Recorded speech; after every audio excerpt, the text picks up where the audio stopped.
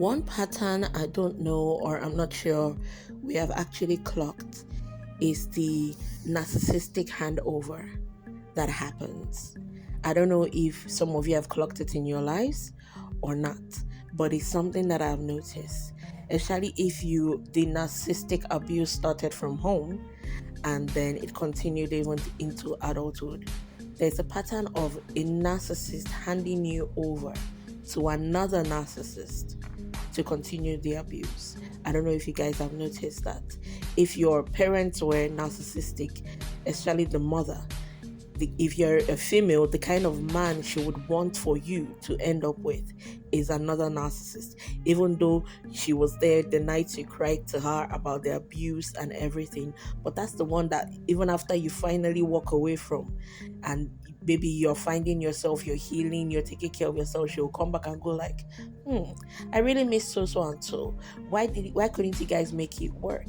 He was my favorite, stuff like that.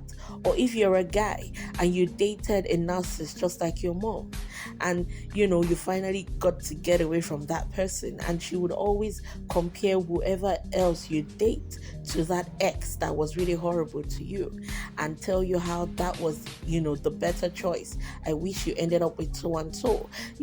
So and so was the best choice for you. A narcissist will always want to hand you over to yet another narcissist.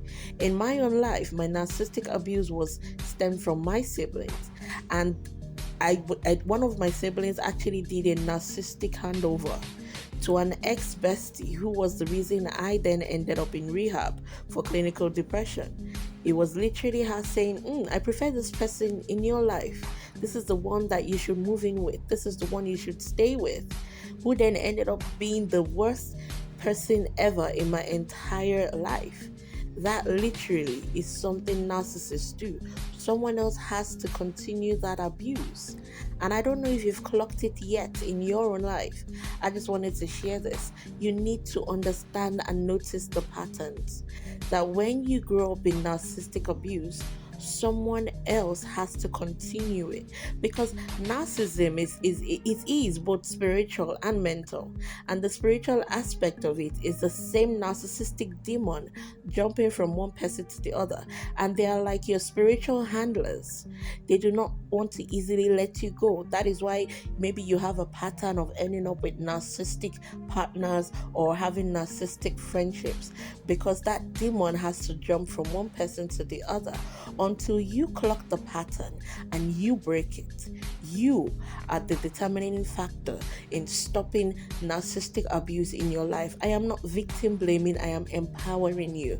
You need to see the pattern and call bullshit on it and break it, because once a pattern is seen, it is broken, unless you're making a conscious choice not to break it. I hope that this has been able to open your eyes to notice these things around you and end the cycle of abuse in your life. I love you, but God loves you more. I share.